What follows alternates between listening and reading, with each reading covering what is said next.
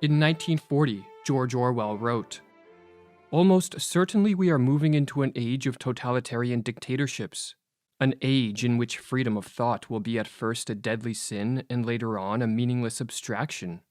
The autonomous individual is going to be stamped out of existence." George Orwell's dystopian novel 1984 is a work of fiction, but much that is depicted in it reflects the political realities of many nations, past and present. At least three-quarters of what Orwell narrates is not negative utopia, but history, Umberto Eco wrote. Referring to his time spent in Belgrade under communist rule, Lawrence Durrell wrote that, "Reading 1984 in a communist country is really an experience, because one can see it all around one." In this video, we are going to explore some of the similarities between the totalitarian systems of the 20th century and Orwell's 1984. And as will become evident, many of these totalitarian traits are re-emerging in the modern world. This investigation will be conducted in the recognition that totalitarianism relies on mass support, and so contemporary societies desperately need more people to withdraw their support of this brutal form of rule. Shortly after 1984 was published, Orwell explained, "The moral to be drawn from this dangerous nightmare situation is a simple one. Don't let it happen. It depends on you."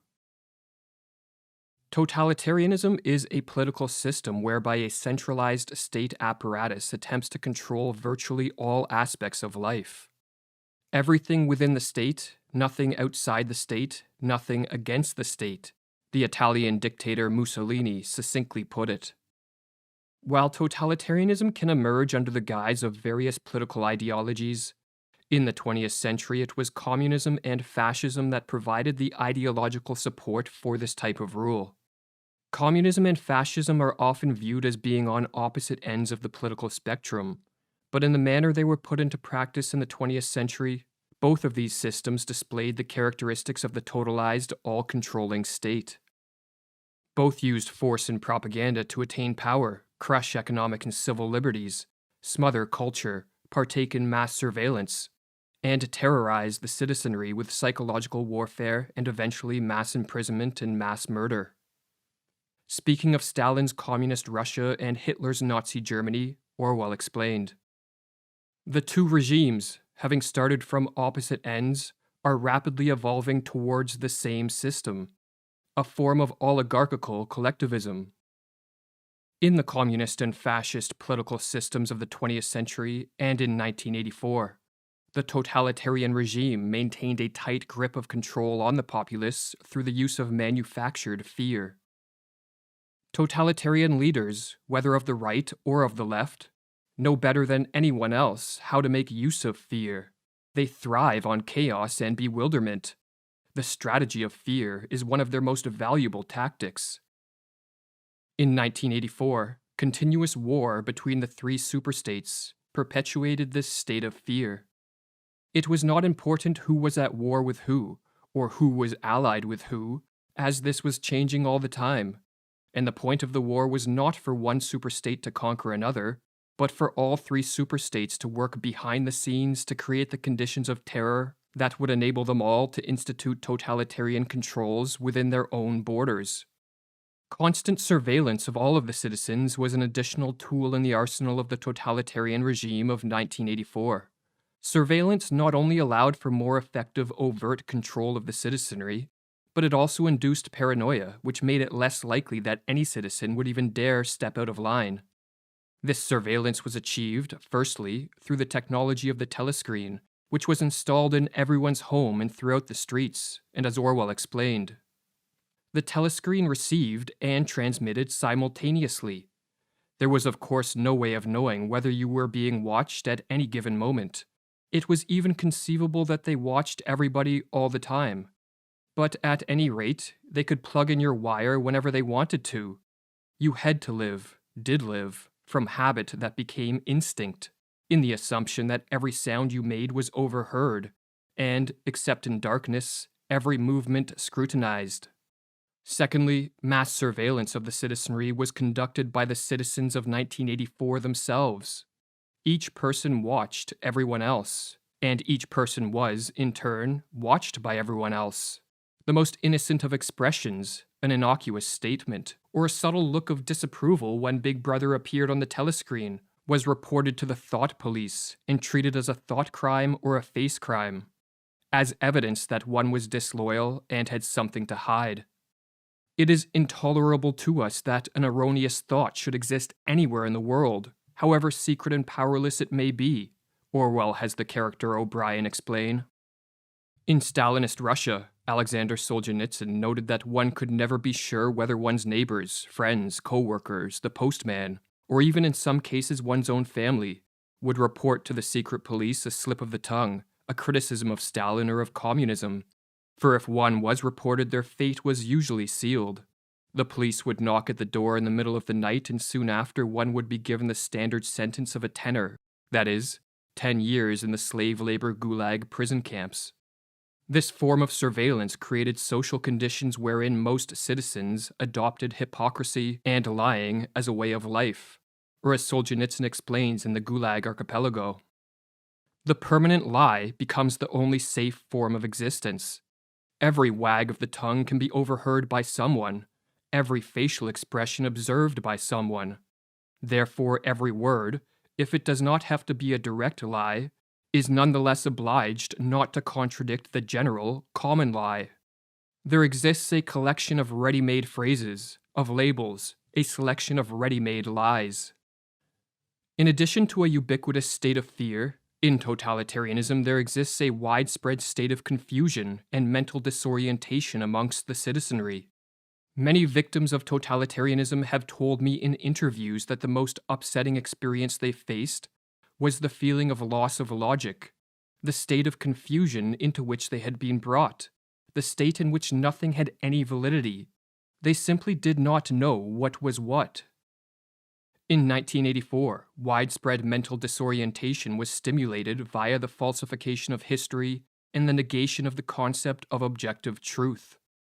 The Ministry of Truth was the institution which falsified history. Everything faded into mist. The past was erased. The eraser was forgotten. The lie became truth. One of the reasons totalitarian regimes attempt to alter history is because it rids the society of any past reference points or standards of comparison, which might remind the citizens that life in the past was so much better than it is in the sterile and oppressive present.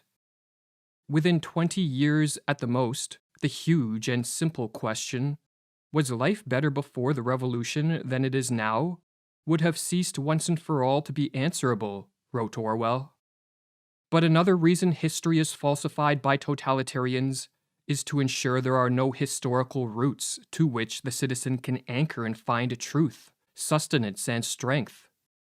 In totalitarianism, there can be no historical information which contradicts or puts into question the reigning political ideology, nor any institution, such as religion, which offers the individual a refuge from the influence of the state, and so as Orwell wrote in 1984. Every record has been destroyed or falsified, every book has been rewritten, every picture has been repainted, every statue and street and building has been renamed, every date has been altered, and that process is continuing day by day and minute by minute. History has stopped. Nothing exists except an endless present in which the party is always right. Along with destroying or falsifying the past, widespread mental disorientation is further cultivated by destroying the belief in objective truth. This is done through a program of psychological warfare. Incessant and intentionally confusing propaganda, conflicting reports, and blatant lies are pumped out in official reports and through the mass media at all hours of the day. What is said today has no bearing on what may be said tomorrow, for as Orwell explained, the totalitarian state sets up unquestionable dogmas, and it alters them from day to day. It needs the dogmas because it needs absolute obedience from its subjects, but it cannot avoid the changes, which are dictated by the needs of power politics. In 1984, for example, the Ministry of Plenty put out a bulletin that they were increasing the chocolate ration to 20 grams a week. Orwell writes, And only yesterday, Winston reflected, it had been announced that the ration was to be reduced to 20 grams a week. Was it possible that the citizens could swallow that after only 24 hours? Yes, they swallowed it. Was he, then, alone in the possession of a memory? In addition, contradictions, hypocrisies, and lies form the foundation of the totalitarian ideology. The totalitarian system presents the enslavement of the individual as his or her liberation. Censoring information is called protecting the truth. The destruction of culture or the economy is called its development. The military occupation of other countries is labeled as the furtherance of freedom and peace. In 1984, the Ministry of Peace instigated wars, the Ministry of Truth manufactured propaganda, and the Ministry of Plenty created shortages. On the enormous pyramidal structure of the Ministry of Truth hung the words, "War is peace, freedom is slavery, ignorance is strength." The official ideology abounds with contradictions even when there is no practical reason for them, Orwell explained in 1984. These contradictions are not accidental. The purpose of this all-encompassing program of psychological warfare is to bewilder the mind of the average citizen. For when the citizen is bombarded with contradictions and lies and lives in what Orwell called that shifting phantasmagoric world in which black may be white tomorrow and yesterday's weather can be changed by decree, he or she eventually ceases to know what to think or even how to think. The distinction between up and down, fact and fiction, truth and falsity, is not only blurred but loses significance. The belief in objective truth disappears, and the average citizen becomes completely dependent on authority figures to feed him ideas, and thus is ready to assent to lies and to believe the most absurd things, so long as those in the political class deem it to be true. The Soviet official Georgy Pyatakov explained that the true Bolshevik would be ready to believe that black was white and white was black if the party required it. There was no particle left inside him which was not at one with the party, did not belong to it. In an essay titled Totalitarianism and the Lie, Leszek Kolakowski, a philosopher who was exiled from Poland for his criticisms of communism and Marxism, wrote, "This is what totalitarian regimes keep unceasingly trying to achieve. People whose memory, personal or collective, has been nationalized, has become state-owned and perfectly malleable, totally controllable, are entirely at the mercy of their rulers. They have been deprived of their identity. They are helpless and incapable of questioning anything they are told to believe. They will never revolt, never think, never create. They have been transformed into dead objects." In 1984, the main character Winston manages for most of the book to stand psychologically outside the grasp of the party and its leader Big Brother, despite the widespread fear and mental disorientation which swirls around him. "Down with Big Brother," he writes in his diary early in the book. However, after being arrested by the thought police and subjected to re-education, Winston abdicates his reason and conscience and begins to accept the lies. He joins the totalitarian cult and becomes another brick in the wall of the all-powerful state. Referring to Winston, Orwell writes, "He could not fight against the party any longer. Besides, the party was in the right. It was merely a question of learning to think as they thought." The pencil felt thick and awkward in Winston's fingers. He began to write down the thoughts that came into his head. He wrote first, in large clumsy capitals, "Freedom is slavery." Then almost without a pause, he wrote beneath it, "2 and 2 make 5." The struggle was finished. He had won the victory over himself. He loved Big Brother. Some have taken this ending as a sign of Orwell's pessimism, as an indication that humanity is doomed to a totalitarian future. Yet Orwell's motive for writing this book was not to depress nor promote a fatalistic apathy, but to warn and rouse to action as many people as possible.